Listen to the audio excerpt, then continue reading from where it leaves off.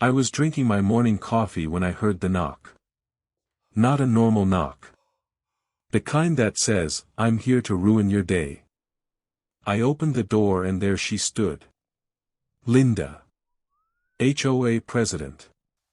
Blonde hair pulled so tight it looked painful. Clipboard in hand like a weapon.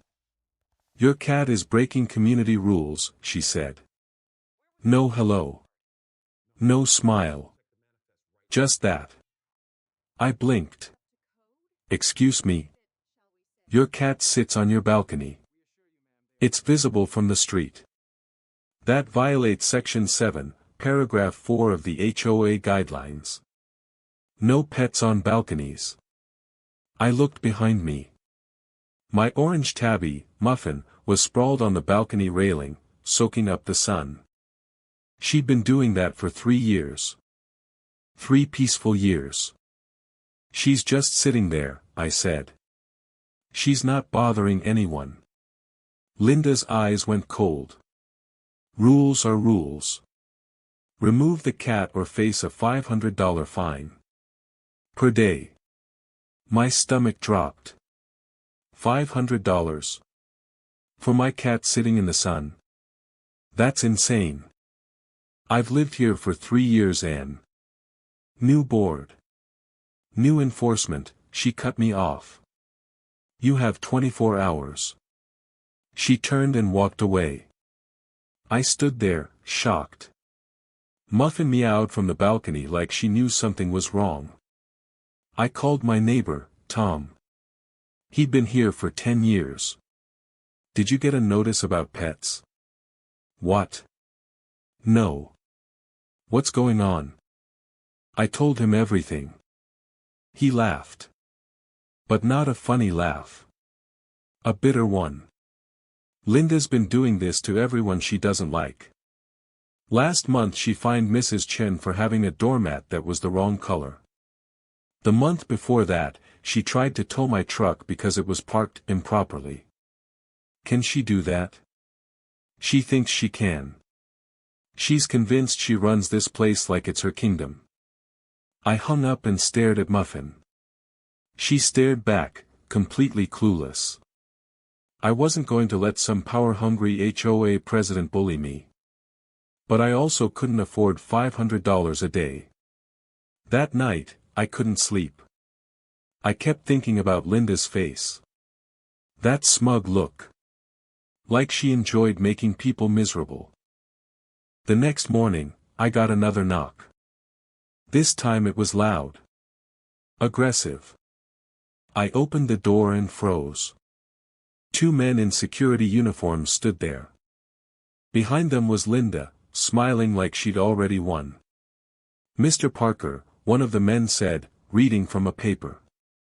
"We're here to enforce HOA compliance. Your cat must be removed from the balcony immediately, or we're authorized to enter your property and remove it ourselves." My blood went cold. "You can't just." Section 12 of your lease agreement. HOA has authority to enforce rules by any means necessary. I looked at Linda. She tilted her head. "Tick-tock, Mr. Parker." That's when I realized something. These weren't real security. Their badges looked fake. The uniforms didn't match. And the way they stood there, nervous. Like they weren't sure they should be doing this. "Can I see your IDs?" I asked calmly. The men looked at each other. Linda stepped forward. "You don't need to see anything. Either comply or..." "Or what?" I interrupted. "You'll break into my home. On what legal authority?" Her smile faded. "Just a little." "I'm calling the police," I said. "Go ahead," Linda snapped. "They'll tell you the same thing. HOA rules are enforceable by law." I pulled out my phone. Dialed. Waited. 911, what's your emergency? I have 2 men at my door claiming to be security, threatening to enter my home without a warrant. Linda's face went pale. The operator's voice was calm. Are they law enforcement? No. They're with the HOA. Stay on the line. Officers are on the way. Linda grabbed the two men by their arms. Let's go. Now. They scattered like roaches. I watched them run to a white van parked down the street. But I wasn't done. Not even close. Because what Linda didn't know was that I wasn't just some random guy she could push around. I smiled as I watched her drive away. She had no idea what was about to hit her. The real cops showed up 10 minutes later. 2 officers. One older, one younger. The older one had kind eyes but a no-nonsense face. You called about a threat, he asked. I told him everything. The cat. The fake security. Linda's threats. He wrote it all down, shaking his head. HOAs can be tricky, he said. But they can't send fake security to your door. That's impersonation at minimum. Could be criminal intimidation. Can you do anything? He looked at me. File a formal complaint. Get everything in writing. And. He paused. Document everything from now on. Camera footage if you have it. I did. I had a Ring doorbell. I showed him the footage of Linda and the fake security. His face changed. Yeah. We'll be talking to her. After they left, I sat down and did something Linda would regret. I started digging. HOA bylaws. Meeting minutes. Financial records. All public information if you know where to look. And that's when I found it. Linda had been fining people left and right for the past 6 months. Thousands of dollars. But the money wasn't going into HOA reserves. It was going into a separate account. An account only she had access to. She was stealing. I printed everything. Every transaction. Every fake fine. Every violation notice that didn't match actual HOA rules. But I didn't go to the police. Not yet. Because I had a better idea. The next HOA meeting was in 3 days. Public attendance allowed. I marked my calendar. That afternoon, my phone rang. Unknown number. Hello. Mr. Parker.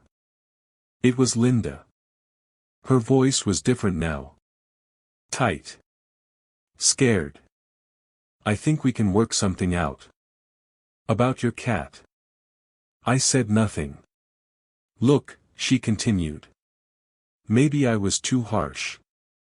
You can keep your cat on the balcony. Just, drop whatever you're planning. Okay. What makes you think I'm planning something? Silence. The police came to my house, she said quietly. They asked about security personnel. I don't know what you told them, but I told them the truth. More silence. You're making a big mistake, she said. The fear was gone now. Replaced by anger. You have no idea who you're messing with. Actually, I said. I think I do. I hung up. 2 days later, I got a letter slipped under my door. Official HOA letterhead.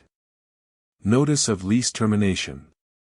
Due to repeated violations and failure to comply with community standards, your lease agreement is hereby terminated.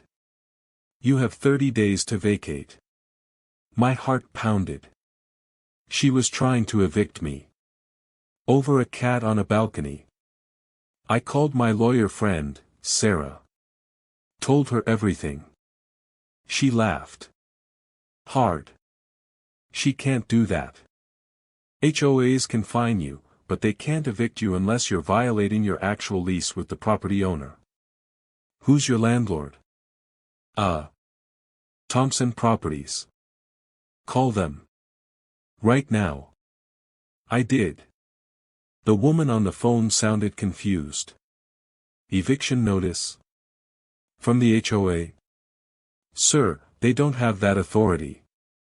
Your lease is with us, not them. And we haven't received any complaints about you. Can I forward you something? I sent her the notice. She called me back in 5 minutes. This is fraudulent, she said, voice hard. We're sending a cease and desist to Linda Morrison immediately. And we're considering legal action. I smiled. Linda was digging her own grave. But the best part? She still had no idea who I really was. The night before the HOA meeting, I got one more visitor. Tom from next door. He looked worried. Dude, I heard Linda's planning something big tomorrow. She's bringing her lawyer. She's going to try to ban you from the meeting. Let her try. Tom stared at me. You're way too calm about this. I shrugged. I've been through worse. What do you mean? I didn't answer. Instead, I asked, how many people has Linda screwed over in this community? Almost everyone. Why? Get them to come to the meeting tomorrow. Every single one. Tom grinned. Oh, this is gonna be good. The next evening, I walked into the community center. The HOA meeting room was packed. Linda sat at the front table with 2 other board members and a man in a suit. Her lawyer, probably. When she saw me, her face went white. He can't be here, she said, pointing. He's been issued a termination notice. That notice is fraudulent, I said loudly. Everyone turned to look. And you know it. The lawyer leaned over and whispered something to Linda. She shook her head violently. This meeting is for residents in good standing only, she said. You're in violation of Section 7, Paragraph 4. I interrupted. The one about pets on balconies? Funny thing. I actually read the bylaws. That section doesn't exist. Murmurs spread through the room. Linda's face turned red. Yes, it does. I have it right. You have a fake version you made up 6 months ago, I said. I pulled out a folder. Here's the original bylaws. Filed with the county in 2019. No mention of balcony pets anywhere. Her lawyer grabbed the folder from her hands. His face changed as he read. Linda. He said quietly. But I wasn't done. And while we're at it, let's talk about where all those fine fees have been going. The room went dead silent. Linda stood up fast. This meeting is over. Sit down, said a voice from the back. Everyone turned. A woman in a business suit walked forward. She had a badge clipped to her belt. I'm Agent Torres. FBI. White Collar Crimes Division. Linda sat down. Hard. Agent Torres walked to the front of the room like she owned it. Linda's face went from red to gray. Her lawyer started packing his briefcase. Ms. Morrison, Torres said calmly. We've been investigating financial irregularities in this HOA for the past 2 months. Thanks to some very detailed documentation we received, we now have enough evidence to move forward. Linda's hands were shaking. I don't know what you're talking about. Embezzlement. Fraud. Intimidation. Want me to keep going? Torres pulled out a file. $47,000 in fake fines. Deposited into an account under your name. Money that should have gone to community maintenance. The room erupted. People were shouting. Mrs. Chen stood up. She fined me $800 for a doormat. She tried to tow my truck. Tom yelled. Torres raised her hand. Everyone will get their money back. But right now, I need Ms. Morrison to come with me. Linda looked at me. Pure hatred in her eyes. You did this. No, I said. You did this. I just made sure people found out. 2 more agents appeared at the doors. Linda stood slowly, like her legs didn't work right anymore. Her lawyer was already gone. Smart man. As they walked her out, she stopped in front of me. Who are you? She whispered. I smiled. Just a guy with a cat. But that wasn't the whole truth. After Linda was taken away, Torres came over to me. Nice work, Captain Parker. People around me went quiet. Captain? Tom said. Torres nodded. Marine Corps. JAG officer. 20 years. Specialized in military law and fraud cases. She looked at me. He knew exactly what to look for. And exactly who to call. I shrugged. I'm retired. Could have fooled me, Torres said. She shook my hand. We'll be in touch for the trial. But your part's done. After she left, the remaining board members looked lost. The vice president, an older man named George, stood up. We need an emergency election, he said. New president. New rules. This HOA needs to start over. Mrs. Chen raised her hand. I nominate Mr. Parker. My eyes went wide. What? No. I don't want. I second it, Tom said, grinning. Everyone started clapping. I tried to protest but nobody was listening. All in favor? George said. Every hand went up. I stood there, stunned. I don't even like HOAs. Perfect, George said. You won't abuse the power. 3 weeks later, I was sitting in my living room. Muffin was on the balcony, same spot as always. But now there was a small sign next to her. Official HOA mascot. Tom had made it as a joke. But the community voted to make it real. Muffin was now in the bylaws. Protected. Honored. My phone buzzed. Text from Sarah, my lawyer friend. Linda pled guilty. 3 years in prison. Restitution to all victims. It's over. I texted back a thumbs up. But the best part came that evening. There was a knock on my door. Soft this time. Friendly. I opened it. Mrs. Chen stood there with a plate of homemade dumplings. Behind her were Tom, George, and about 15 other neighbors. We wanted to say thank you, Mrs. Chen said. You saved this place. I just wanted my cat to sit in the sun, I said. George laughed. And now she's got the best seat in the neighborhood. They came in. We ate. We talked. For the first time since I'd moved here, it actually felt like a community. Later that night, after everyone left, I sat on the balcony with Muffin. She purred and rubbed against my leg. You know you caused all this, right? I said. She meowed. Didn't care. I looked out at the neighborhood. Lights on in windows.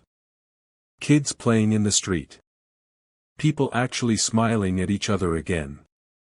Linda had tried to control everything. To squeeze money out of people just trying to live their lives. She thought power meant fear. But real power? Real power was knowing when to fight. And how to fight smart. I scratched Muffin behind the ears. Thanks for being stubborn, girl. She stretched and yawned, then went back to her spot on the railing. The same spot Linda had tried to ban her from. The same spot she'd probably sit in for the rest of her life. And nobody was going to tell her she couldn't.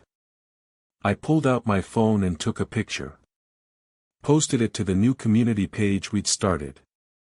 Your HOA president reporting for duty. Within minutes, the comments flooded in. Heart emojis. Laughing faces. People sharing their own stories about standing up to bullies.